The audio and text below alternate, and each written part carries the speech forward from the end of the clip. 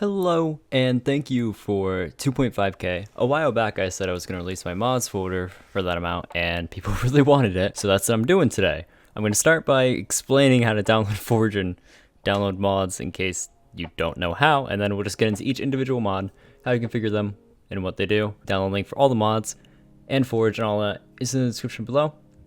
So, let's get into it. So first things first is you're going to want to come over here, and you're going to be on Minecraft.Forge.net. Go to 1.8.9, and you always want to download the recommended. It's going to have less bugs than the latest. You're going to click Windows Installer if you're in Windows, and then when you download it, you're going to open it right like this, and it's just going to say install client, install server. You're going to want to install client, and you'll hit OK. And then boom, you've downloaded Forge in the launcher.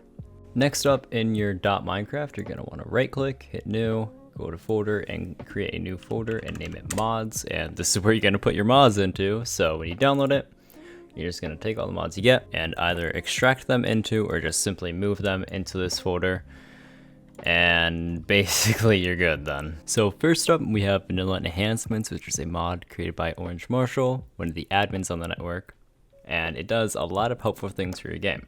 So to get to the options for this mod, you're going to type in /enconfig, and then it's going to pop up this, and you have a lot of options you can change about your game. So for one, I recommend turning this off unless like when you're in Blitz you like the blood particles that appear. I personally don't like them, same with the sound, so I have those disabled. You can essentially choose how much your FOV is modified when you're sprinting, having speed or slowness, or pulling back a bow. I just leave them all at 1.0. I would recommend showing a warning when your memory reaches 90% so you know when to restart your game, but that might not happen very frequently because of another mod we have in here. There's just a lot of options in this mod. I'm not going to go through every single one, but the most important one I argue is don't move inventory when you're applying a potion or status effect. So your inventory will always be in the middle, so when your potions are coming on or off, it's not just going to move it to the right and you're not going to get thrown off when looting or just playing. Next up is TPC No Delay, which honestly, I just kind of have for a placebo effect. It makes no difference if you're on 1.8. Essentially, it was just a better way to connect to servers that people would use in 1.7,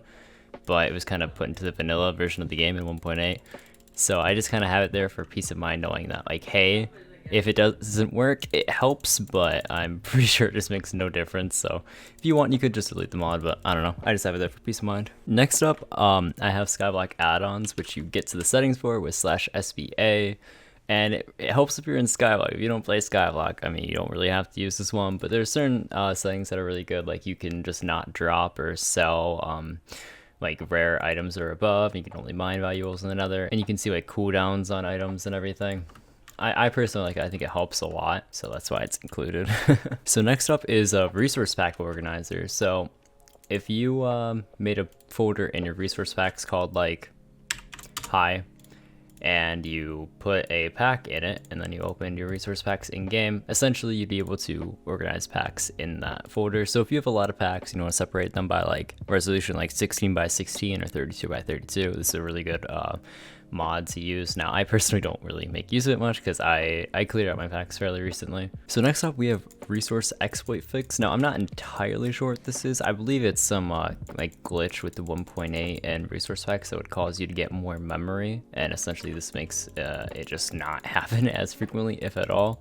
So it's kind of just good for your game to have, and that's why that's included. Next up we have ProjectL. I can hardly remember what this mod does. It's been here for so long, but if I remember correctly, years ago it came out and people said it helped give you like slightly better hits or something, so I just downloaded it and I've been using it ever since. So next up we have Orange's simple mods, which you can access by doing /simpleHUD. Make sure you know how to spell. And basically you can move like your potion status or your armor status or the sprint thing, and to change the settings on those you do /simpleconfig, and you have for one direction HUD, armor status effect. You can always have it enable upon start. I just put this saying heart you when I toggle my sprint.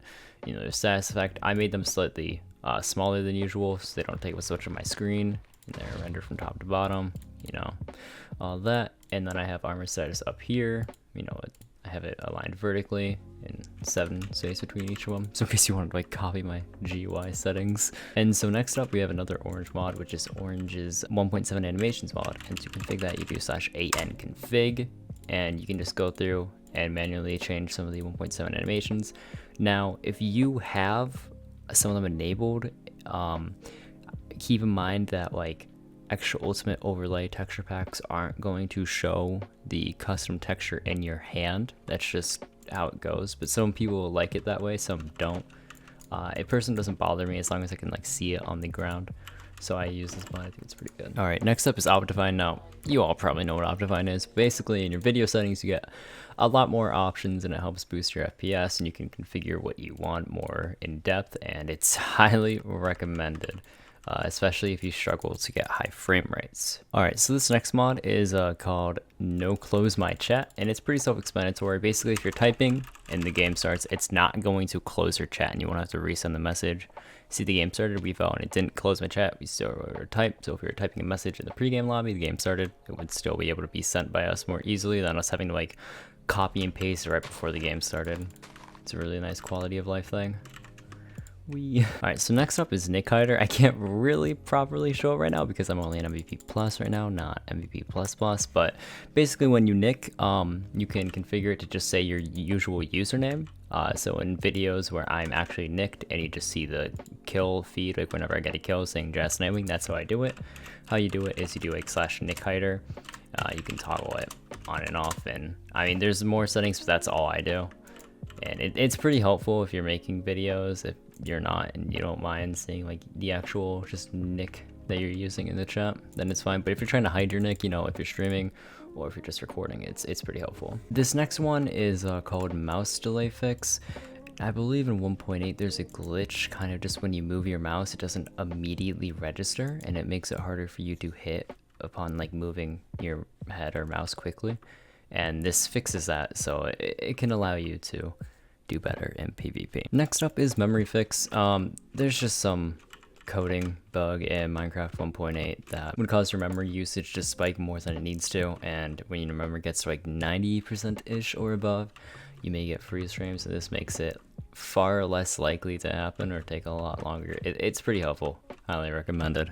There's really no configuration for it or anything. Next up, we have ItemPhysics, which a lot of people ask about my specific item physics, but you know, when you drop an item, it kind of does the flip and then it lays flat. I think it just looks a lot nicer than normal, and it makes it easier to see things on the ground. And so, yeah, I mean, I don't think there's any configuration or to anything. It just makes items look a lot nicer when they fall, in my opinion. So next up is in-game account switcher. So what I mainly use this for is if I ever like log into a server and it says invalid session, I can quickly just log into another account and log back into my account without ever restarting the game. So firstly, you notice on my home screen it'll be like, you're currently logged in as JasKnightWing. And you click this button and you can quickly just log into another account if you have the credentials, and then you can just log back into your main. And that would fix invalid session if that's an error you're getting. And it's pretty helpful, especially if you want to just change accounts if you like regularly play on multiple without restarting your game. Because the more mods you have loaded, you know, the longer it can take to restart your game. And it can take a while actually, so it's a pretty nice mod. So next up, I have a mod called Frames Plus. Now I'm not sure if I can actually include this in the original download link, so I'll link to it specifically in the description below. But basically it helps you get more frames in Forge. You can just you have some more options you can enable and disable, and it'll get you more frames. Now I have the premium version of this, and I'm not sure if I upload my jar if it would like leak and give everybody the premium version of that, and I don't want to do that because, you know, Skier needs to make money off his mods. So you could buy like a lifetime key for the mod. It's really cheap. I'd recommend it. Otherwise, I would just go to the website, get like the trial version, test it out, see if it helps you a bit. It's helped me a decent amount, I'd say. Next up is another Skier mod. Now this is CommandPatcher. So apparently there's like a bug with Forge that when you would type like, say like home, and you don't have this mod, it may activate and just do /home when that isn't a command you can do, and it would like mess up things. But with this mod, if you just type home, you can actually like send it as a message and you won't just immediately activate the command. So it's pretty helpful. You're not going to accidentally do commands you don't want to do. Now next up, yet another Skier mod. This is a ChromaHUD. To configure it, you just do like /ChromaHUD. Now a lot of people like add keystrokes, make them all chroma and everything. The only thing I use this mod for is my C counter below my coordinates. I like how, you know, the font is fairly similar, and I changed the color just slightly because I think it adds a nice bit of contrast. So that's how I get my C counter there, in case any of you are curious. There's a lot of things you can do with this mod. You can, you know, change the scale, color palette, and change the items. There's a lot to it. It's quite an extensive mod. But if you just want your C counter like that, just hit new, and you can just hit change items, add items. Then you can choose what you want it to show, and there's truly a lot it can show. So that's pretty helpful. Next up is the last skier mod. Now this is CaseCommands. So instead of just typing /message, you're actually able to type it with caps, and it'll work with this mod. So in case you accidentally have caps lock on and you want to type a message, it'll work. It's pretty helpful. Not much to it, but it's there. Alright, so next up is the BlurMC mod, which essentially does it when you're in your GUI. The background will blur. Now I currently don't really have it working, but how you would get it to work is you go video settings, performance, fast render. You would turn that off, and then you can see it enables. I think it looks nice. I just kind of like the extra frames from fast renders, but to configure it, you open up your mods. We'll just type in blur and find it quickly, and then we can just hit config, and then just, you know, edit all this if we want. I personally like my settings the way they are, so I'm not going to mess with it, but it's a pretty cool mod to have. So next up we have Batty's coordinates, which is essentially how I get my chords up there. So to edit this, you would need to go to your .minecraft, and you'll have like a batmod.runtime.properties. You're going to want to open the .properties, I'd say with Notepad++, and then you can just kind of change all the colors if you want. I just keep mine all white to be simplistic. I think it looks nice. And yeah, I mean, there's like other options to it, like a stopwatch and stuff, but I only use it for the chords, so. Alright, next up we have the SidebarMod, which is pretty simple. You just use /SidebarMod, and the only thing I changed is I have the red numbers disabled. It looks a little bit cleaner. Yeah, you can change like the shadows and the scale and the colors and everything, but that's the only thing I changed. It's a pretty helpful mod. It makes the sidebar look a little bit cleaner in videos, I'd say. And next up we have Powns Ghost Liquid Fix. Now this mod also doesn't have a config. It essentially does it that if you're just spamming water and lava, you're not going to get a ghost block there that you could like walk through, and your movement would be changed and incorrectly banned because of it. It's a pretty helpful mod to have. I'd recommend it. And yeah, that's all the mods I have. So I hope you all will make use of this. I know you all wanted the pack really badly for 2.5k. I would release it, but I said a long time ago I was going to do my mods for 2.5k, and we just hit it, so thank you for that. And I didn't want to go, like, I didn't want to stay not true to my word, so I felt like I had to do this.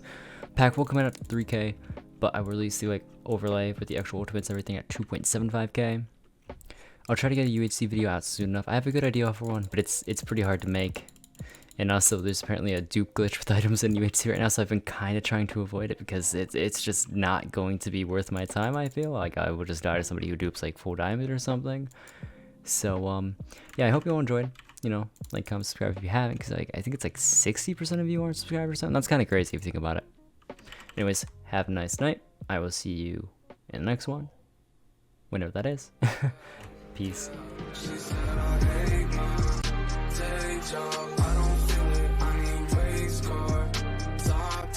Match my ceiling.